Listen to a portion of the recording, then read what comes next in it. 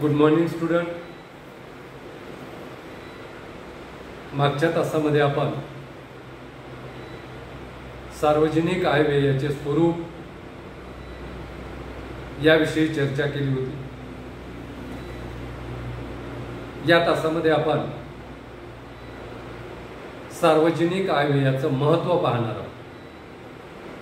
Importance of public finance. सार्वजनिक आयव्ययाचं महत्त्व काय आहे? कारण सार्वजनिक आयव्ययाला शास्त्र म्हणून सर्व मान्यता मिळालेली आहे आणि दिवसेंदिवस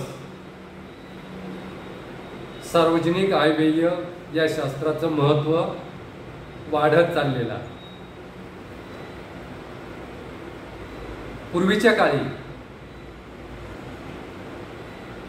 म्हणजे 18व्या शतकामध्ये किंवा सनातनवादी अर्थशास्त्रज्ञांच्या काळामध्ये सार्वजनिक आयव्ययाला फारसं महत्त्व प्राप्त झालेलं नव्हतं. कारण सनातन अर्थशास्त्रज्ञांची भूमिका त्याला कारणीभूत होती. अभिमतवादी अर्थशास्त्रज्ञ जे होते, सनातन अर्थशास्त्रज्ञ होते, त्यांनी निरहस्तक्षेपाच्या धोरणाला प्राधान्य दिलेलं होतं. निरहस्तक्षेपाचं धोरण स्वीकारलेलं होतं. त्यामुळे सरकारची कार्य ही मर्यादित होती. फारसं सरकारला अर्थव्यवस्थेमध्ये महत्त्वाची भूमिका नव्हती. कारण संरक्षण,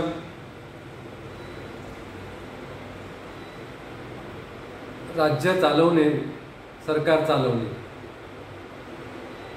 अशा काही महत्त्वाची कार्यच सरकारला करावी लागत. त्यामुळे सनातनवादी अर्थशास्त्रज्ञांच्या मते सरकारने त्या ठिकाणी निरहस्तक्षेपाचं धोरण स्वीकारलं पाहिजे आणि सरकारच्या जबाबदाऱ्या मर्यादित होत्या. निरहस्तक्षेपाच्या धोरणाचा स्वीकार केल्यामुळे सरकारच्या जबाबदाऱ्या मर्यादित होत्या. सरकारला कमी खर्च करावा लागत. त्यामुळे पूर्वी सार्वजनिक आयव्ययाला फारसं महत्त्व प्राप्त झालेलं नव्हतं. परंतु नंतर 19व्या शतकाच्या अखेरीस वॅगनरने सरकारच्या वर्धमान कार्याचा सिद्धांत मांडला. वॅगनर या अर्थशास्त्रज्ञाने 19व्या शतकाच्या अखेरीस सरकारच्या वर्धमान कार्याचा सिद्धांत मांडला आणि त्यानंतर सातत्याने सरकारवरील जबाबदाऱ्या वाढत गेल्या. सरकारच्या कार्यामध्ये सातत्याने वाढ होत गेली आणि 20व्या शतकाच्या सुरुवातीपासूनच सरकारवरील जबाबदाऱ्या वाढल्यामुळे सार्वजनिक आयव्ययाचं महत्त्व वाढत गेलेलं आहे. कारण 20व्या शतकाच्या सुरुवातीपासून सरकारने समाजवादी अर्थव्यवस्थेची भूमिका स्वीकारावी, निरहस्तक्षेप धोरणाचा त्याग करावा आणि समाजवादी अर्थव्यवस्था प्रस्थापित करावी हे धोरण स्वीकारण्यात आले. आणि त्यामुळे सरकारवरील जबाबदाऱ्या दिवसेंदिवस वाढत गेल्या आणि परिणामी सार्वजनिक आयव्ययाचं महत्त्व वाढत गेलं. आता 20व्या शतकाच्या सुरुवातीपासूनच सार्वजनिक आयव्ययाचं महत्त्व का वाढलं,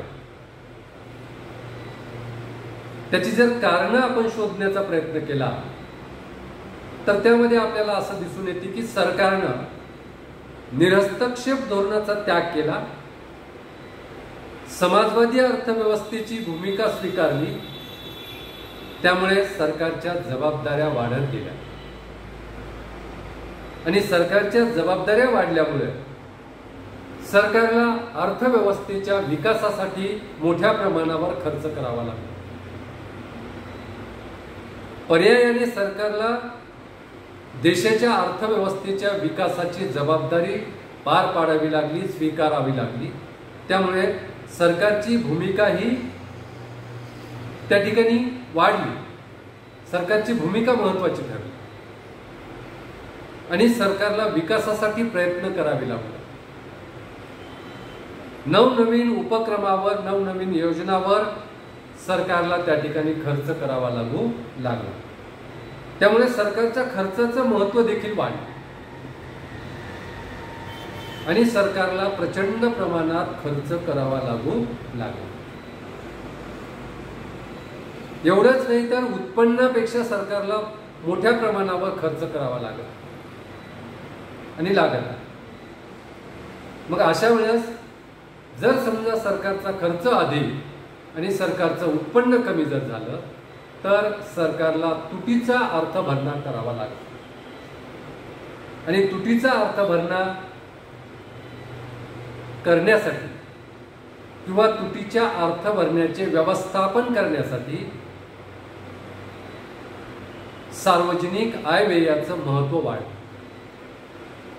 आणि त्यामुळे सार्वजनिक आयव्ययाच्या अभ्यासाला महत्त्व प्राप्त झालं। तसंच सरकारला आपला खर्च वाढवावा लागला, त्यासाठी सरकारला मिळणाऱ्या उत्पन्नामध्ये वाढ करावी लागली आणि उत्पन्नामध्ये वाढ करीत असताना सरकारला करारोपण सुद्धा करावं लागलं।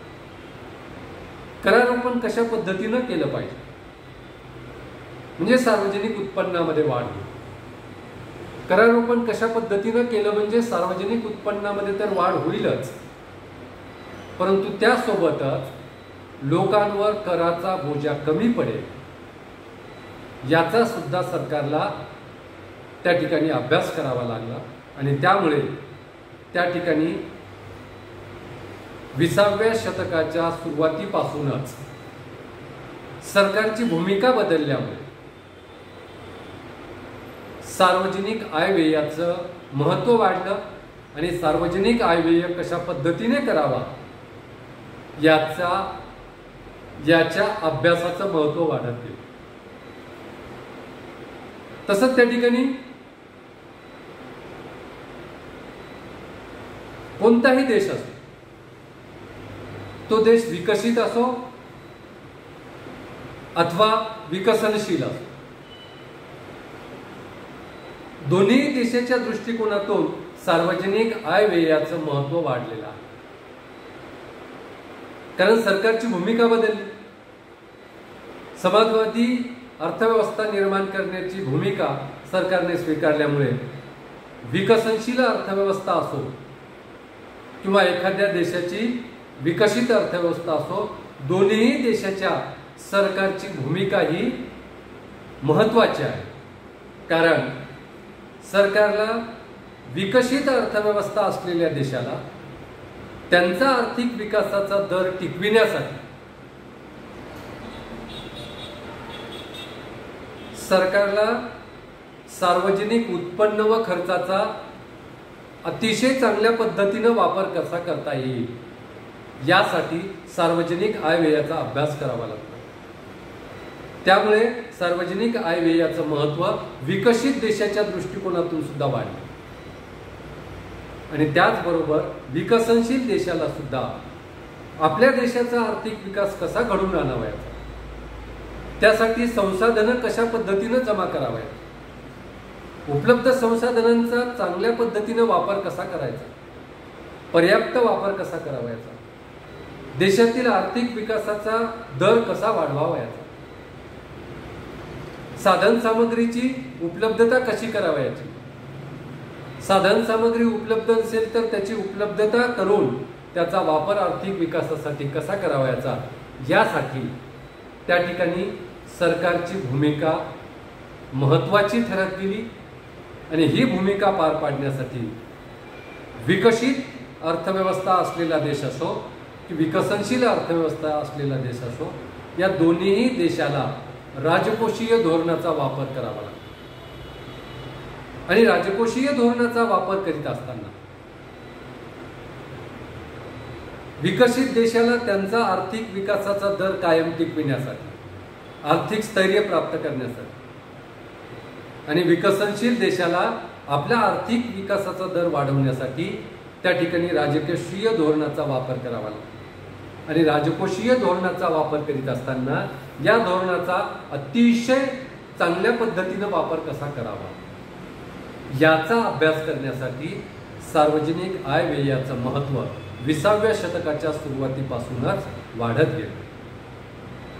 मग राजकोषीय धोरणाचा वापर करीत असताना आर्थिक विकास साध्य करण्यासाठी किंवा वेगानं आर्थिक विकास साध्य करण्यासाठी सरकारला काही क्षेत्रासाठी महत्त्वाच्या क्षेत्रासाठी राजकोषीय धोरणाच्या माध्यमातून सवलती जाहीर कराव्या लागतात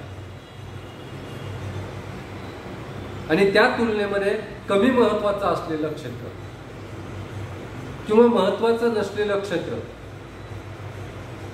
या क्षेत्रावर नियंत्रणे लादावी लागतात आणि अशा पद्धतीनं 20व्या शतकाच्या सुरुवातीपासूनच प्रत्येक देशातील सार्वजनिक आय व्ययाच्या शास्त्राचं महत्त्व वाढत गेलं, सार्वजनिक आय व्ययाच्या अभ्यासाचं महत्त्व वाढत गेलं.